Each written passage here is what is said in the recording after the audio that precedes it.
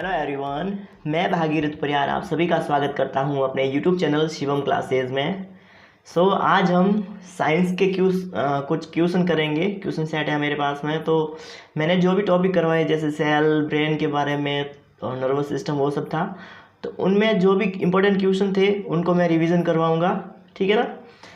अगर जो भी आपको क्वेश्चन आते हैं तो उसका ऑप्शन में सही आंसर देना है, पहले कमेंट में देना है, ठीक है। उसके बाद में आगे वीडियो देखना है, ठीक है ना। चलो, पहला क्वेश्चन है कि मानव में स्मृति से संबंधित मस्तिष्क का कौन सा भाग है। ब्रेन में हमारी मेमोरी से संबंधित कौन सा भाग है वो काम करता है। ऑप्शन ए क्या है, एक मिनट, मैं पेन चेंज कर लेता हूँ। ओके, ऑप्शन ए है सेरिब्रम जिसको बोलते हैं प्रमस्तिष्क, सेरिबेलम जिसको बोलते हैं अनुमस्तिष्क, मेंडुला ऑब्लिगेटा और पॉन्स। कौन सा राइट आंसर इसका? वीडियो को पॉज करना आपको, उसके बाद में इसका राइट आंसर देना है। आई होप आपने आंसर दिया होगा। तो इसका राइट आंसर कौन सा होगा? सेरिब्रम। सेरिब्रम किसका भाग होता है? सेरिब्रम है ना आगे वाला, जो फोर ब्रेन होता है, सबसे आगे वाला अग्र मस्तिष्क बोलते हैं ना, उस ब्रेन का सबसे बड़ा भाग होता है ये सेरिब्रम। और सेरिब्रम ही होता है जो किससे संबंधित काम करता है? मेमोरी से संबंधित। मेमोरी मतलब याद करने से संबंधित, ठीक है ना। तो प्रमस्तिष्क यानी कि सेरिब्रम वो होता है मेमोरी से संबंधित काम करता है। सेरिबेलम आपको पता ही होगा, जैसे हमारी मांसपेशियों को कंट्रोल करने का, मतलब बैलेंस बनाने का काम करता है सेरिबेलम यानी अनुमस्तिष्क। मेडुला ऑब्लिगेटा आपको पता ही होगा, जो हमारी अनैच्छिक क्रियाएं होती है जैसे सांस, हार्ट बीट, वो सब इनके मेडुला ऑब्लिगेटा के कंट्रोल में होती है। पॉन्स क्या काम करता है? जो लास्ट वाला मस्तिष्क हाइंड ब्रेन होता है और फोर ब्रेन होता है, उन दोनों को आपस में जोड़ने का काम करता है। उसके साथ में पॉन्स होता है, वो हमारे श्वसन क्रिया का भी केंद्रक होता है। ये क्वेश्चन एक बार पूछा भी गया है, ठीक है ना। आगे वाला क्वेश्चन है, भूख और प्यास का केंद्रक कौन सा है? भूख और प्यास को कंट्रोल करने वाले ब्रेन का कौन सा भाग है? थैलेमस, हाइपोथैलेमस, पॉन्स या सेरेब्रम? इसका राइट आंसर होगा हाइपोथैलेमस। हाइपोथैलेमस होता है वो मध्य मस्तिष्क प्रमस्तिष्क का ही भाग होता है। प्रमस्तिष्क में भी मैंने बताया था आपको, प्रमस्तिष्क के दो भाग थे, उसमें था डाइएनोसेफेलॉन। डाइएनोसेफेलॉन के भी दो भाग थे, थैलेमस और हाइपोथैलेमस।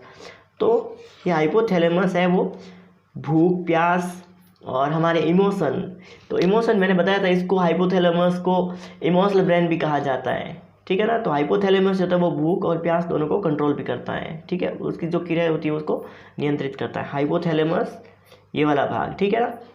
इसके नीचे ये पाई जाती है पिट्यूटरी ग्लैंड, ठीक है। चलो नेक्स्ट क्वेश्चन पे चलते हैं। हाँ, मनुष्य में सेरिब्रोस्पाइनल लिक्विड यानी कि सेरिब्रोस्पाइनल की कितनी मात्रा होती है? सीएफसी की मात्रा कितनी होती है, ठीक है ना। सीएफसी मैंने बताया था कि हमारे जो ब्रेन होता है और उसके साथ में मेरुदंड यानी स्पाइनल कॉर्ड, उनके चारों ओर जो लिक्विड पाया जाता है उसको बोलते हैं सेरिब्रोस्पाइनल लिक्विड, है ना। वो क्या करता है हमारे ब्रेन को और रीढ़ की हड्डी बोल सकते हैं, मेरुदंड या स्पाइनल कॉर्ड को क्या करता है, और उसको मॉइस्चराइज करके रहता है। उसके साथ में जो भी बैक्टीरिया से इन्फेक्शन होता है, वायरस से इन्फेक्शन होता है, उनसे बचाने का काम करता है ये। तो सेरिब्रोस्पाइनल लिक्विड की मात्रा कितनी होती है हमारी बॉडी में? इसकी नॉर्मल मात्रा कितनी होती है? 200 ml, 350 ml, 150 ml या 120 ml? इसका आंसर आपको कमेंट में करना है। पहले वीडियो को पॉज करो, ठीक है। ओके, मैंने वैसे भी आंसर सही बता दिया है। इसका राइट आंसर है 150 ml, ठीक है। चलो ये देखो, जैसे हमारा ब्रेन होता है ना, ब्रेन के चारों ओर भी लिक्विड पाया जाता है, सीएफसी, ठीक है, सेरिब्रोस्पाइनल लिक्विड। उसके साथ में हमारी स्पाइनल कॉर्ड है, स्पाइनल कॉर्ड, इसमें भी इसके चारों ओर भी क्या पाया जाता है? ये लिक्विड पाया जाता है, ठीक है ना। और उसकी मात्रा कितनी होती है? 150 ml। ये भी हाल ही में एक एसएससी में एग्ज़ाम हुआ था, उसमें पूछा गया है, ठीक है। और अगर यहाँ तक मेरा आपको वीडियो अच्छा लग रहा है ना, और अगर आप मेरे चैनल पे फर्स्ट टाइम आए हो तो मेरे चैनल को सब्सक्राइब जरूर कर देना, याद रख के, ठीक है ना।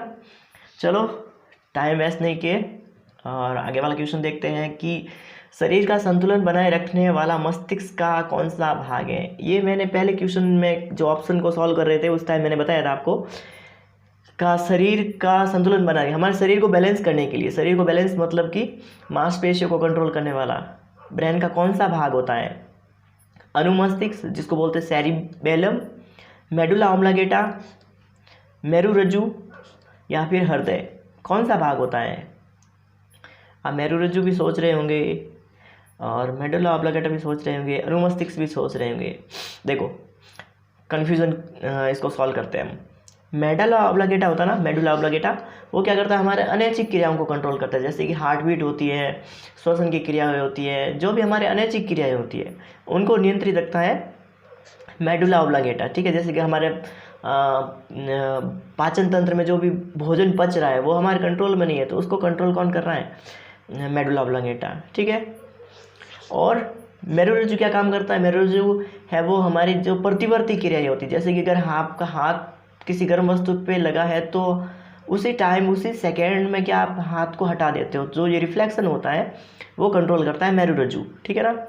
और अनुमस्तिष्क, अनुमस्तिष्क जिसको बोलते हैं सेरिबेलम, सेरिबेलम किसका भाग होता है? हाइंड ब्रेन का, यानी कि पश्च मस्तिष्क का भाग होता है। और सेरिबेलम का काम क्या होता है? हमारी मांसपेशियों को कंट्रोल में करना, मांसपेशियों या ऐच्छिक पेशियों को कंट्रोल में करने का काम होता है अनुमस्तिष्क का। और मैंने इसके बारे में बताया था कि ये सवाल पूछा गया एक बार कि अगर कोई शराबी है वो शराब पी लेता है तो मस्तिष्क का कौन से भाग से उसका नियंत्रण चला जाता है, जिसके कारण वो मन डोले मेरा तन डोले वो हो जाता है। तो वो कौन सा भाग होता है? अनुमस्तिष्क। ब्रेन का कौन सा भाग होता है? अनुमस्तिष्क या सेरिबेलम, जिसकी वजह से उसके मांसपेशियों पे या ऐच्छिक पेशियाँ होती है उस पर कंट्रोल नहीं रहता, जिसकी वजह से उसका शरीर है वो बैलेंस में नहीं रहता है। चलो नेक्स्ट क्वेश्चन पे चलते हैं। मेनिंजाइटिस रोग का संबंध किससे है? मेनिंजाइटिस हाइड्रोक्लोरिक अम्ल से, हमारे शरीर में जब HCl अम्ल बढ़ जाता है उसकी वजह से, सेरिबो स्पाइनल लिक्विड के बढ़ने से, मादा एडिस मच्छर के काटने से, या फिर मादा एनाफ्लीज मच्छर के काटने से, किससे है वो मेनिंजाइटिस रोग होता है? तो इसका राइट आंसर होगा सेरिबो स्पाइनल लिक्विड। ये सेरिबो स्पाइनल लिक्विड मैंने बताया था ना, ब्रेन के चारों तरफ लिक्विड होता है, उसके साथ में हमारी जो स्पाइनल कॉर्ड होती है उसके चारों तरफ क्या होता है? ये लिक्विड पाया जाता है। जब इसकी लिक्विड की मात्रा बढ़ जाती है, ज़्यादा मात्रा हो जाने पर क्या होता है? ब्रेन में और हमारी जो मेरुदंड होता है उसमें सूजन आने लगती है, इन्फेक्शन हो जाता है, और उसी रोग को क्या बोलते हैं? मेनिंजाइटिस रोग। क्या बोलते हैं? मेनिंजाइटिस। ये मैंने जो भी क्वेश्चन उठाए हैं ना वो किसी न किसी एग्जाम में पूछे गए हैं, तो आपको ये याद जरूर रखना, क्योंकि आज के टाइम मैक्सिमम क्वेश्चन रिपीट ही होते रहते हैं, कोई नए क्वेश्चन मिलते नहीं तो बस उसी क्वेश्चन को रिपीट करते रहते हैं। लेकिन एक बात है कि उसका लेवल जरूर बढ़ा है, कि पहले जो क्वेश्चन आते थे अभी जो क्वेश्चन आ रहे हैं उसका लेवल जरूर बढ़ा है। ठीक है ना। तो मैंने अच्छे लेवल वाले क्वेश्चन ऐड किए इसमें। और ये मेरे सारे क्वेश्चन पीछे वाले जो मेरे 2 वीडियो थे ना, ब्रेन नर्वस सिस्टम और सेल वाले, उन्हीं से लिए मैंने। ठीक है ना। अगर आपने वो वीडियो नहीं देखे हैं तो उसका लिंक है मैं डिस्क्रिप्शन में डाल दूंगा, ताकि आप वो पूरा चैप्टर है वो आराम से समझ सकते हो। इसी प्रकार से एनिमेशन के साथ में, इसी प्रकार की ग्राफिक के साथ में मैंने समझाया है, तो आप आराम से समझ लेना। ठीक है ना। चलो इस आगे वाले क्वेश्चन को देखते हैं। केंद्रक के अलावा कौन से कोशिकांग में डीएनए पाया जाता है? डीएनए एक तो आपको पता है कि न्यूक्लियस में यानी कि केंद्रक में पाया जाता है, इसके अलावा भी कौन सा कोशिकांग होता है, यानी कि कोशिका के कौन से अंग में डीएनए पाया जाता है? डीएनए की फुल फॉर्म क्या होती है? डीऑक्सी राइबोन्यूक्लिक एसिड, है ना। चलो इस ऑप्शन का right answer option Golgi body, अंत प्रद्रव्य जालिका, माइटोकॉन्ड्रिया या फिर सेंट्रियोल, किन में पाया जाता है डीएनए? डीएनए किस में पाया जाता है केंद्रक के अलावा? देखो गोल्जी बॉडी में तो होता नहीं है, गोल्जी बॉडी का काम होता है सिक्रीशन का, उसके साथ में ट्रैफिक मैन का काम करता है। जैसे ट्रैफिक मैन नहीं, सॉरी, एक पोस्ट मैन बोल सकते हैं कि हमारी बॉडी जैसे सेल में कोई प्रोटीन बन रहा है तो उस प्रोटीन को एक स्थान से दूसरे स्थान पर ट्रांसपोर्ट का काम करता है गोल्जी बॉडी। ठीक है ना। गोल्जी बॉडी का काम होता है एक तो ट्रांसपोर्ट का काम करना, उसके साथ में ये क्या बोलते हैं उसको, मुझे ठीक से नाम याद नहीं आ रहा है, सिक्रीशन करने में काम आता है ये, सॉरी मुझे नाम याद नहीं आ रहा ठीक से, लेकिन ये सिक्रीशन का काम करता है। ठीक है। और अंत प्रद्रव्य जालिका, खुरदरी अंत प्रद्रव्य जालिका, जालिका भी, ये अंत प्रद्रव्य जालिका भी 2 प्रकार की होती है, एक खुरदरी और एक चिकनी। ठीक है। तो खुरदरी अंतःप्रद्रव्य जालिका, उसके ऊपर क्या पाए जाते हैं, राइबोसोम पाए जाते हैं, और राइबोसोम का काम क्या होता है, प्रोटीन बनाने का, ठीक है ना। तो राइबोसोम को स्टेबल करने के लिए उसके साथ में प्रोटीन बनाने में अंतःप्रद्रव्य जालिका होती है, वो हेल्प करती है। माइटोकॉन्ड्रिया, माइटोकॉन्ड्रिया माइटोकॉन्ड्रिया हमारा जो सेल होता है, उस सेल में जो श्वसन अंग के रूप में काम करता है वो क्या होता है, माइटोकॉन्ड्रिया। और यही माइटोकॉन्ड्रिया होता है जिसमें क्या पाया जाता है, डीएनए पाया जाता है। तो केंद्रक के अलावा कौन सा कोशिकांग होता है जिसमें डीएनए पाया जाता है, माइटोकॉन्ड्रिया। ये क्वेश्चन कई बार पूछा गया है, तो आप याद रख लेना, ठीक है ना। सेंट्रियोल, सेंट्रियोल में नहीं पाया जाता। सेंट्रियोल तो काम होता है, आपको पता ही होगा, जब सेल डिवीजन होता है तो सेल डिवीजन के टाइम जो गुणसूत्र है वो इस बीच में एक प्लेट में आ जाते हैं, तो उनको खींचने का काम करते हैं, ठीक है ना। खींचने का काम, उसके साथ में ये नए केंद्रों का निर्माण करने में सेंट्रियोल होता है, वो काम में आता है। चलो नेक्स्ट क्वेश्चन पे चलते हैं। निम्न में से किसे आनुवंशिक इकाई के रूप में जाना जाता है। ये बड़ा अच्छा क्वेश्चन है और कंफ्यूजिंग वाला है कि निम्न में से किसे आनुवंशिक इकाई, यानी मैंने पूछा है यूनिट, ठीक है ना, कौन सा पदार्थ है वो जेनेटिक यूनिट के रूप में काम करता है। देखो डीएनए, जीन, केंद्रक और माइटोकॉन्ड्रिया, ठीक है। डीएनए, हाँ डीएनए होता है वो आनुवंशिक इकाई नहीं होता है। आनुवंशिक पदार्थ को एक मतलब जो लक्षण होते हैं उसको एक पीढ़ी से दूसरी पीढ़ी में ले जाने का काम करता है, लेकिन डीएनए है होता है वो आनुवंशिक पदार्थ होता है। लेकिन मैंने क्या पूछा है, आनुवंशिक इकाई, तो डीएनए तो नहीं होगा, ठीक है। जीन होते हैं ना, वो क्या होते हैं, आनुवंशिक इकाई होते हैं। सबसे छोटी से छोटी आनुवंशिक जो लक्षण होते हैं उसको एक पीढ़ी से दूसरी पीढ़ी में ले जाने की सबसे छोटी यूनिट होती है, वो क्या होती है, जीन होती है। जैसे ये देखो मैंने एक पिक्चर डाली है, ये किसकी है, ये क्रोमोसोम की है, किसकी है, गुणसूत्र की है, क्रोमोसोम या गुणसूत्र की है। तो ये गुणसूत्र होता है, इस गुणसूत्र में क्या पाया जाता है, डीएनए पाया जाता है।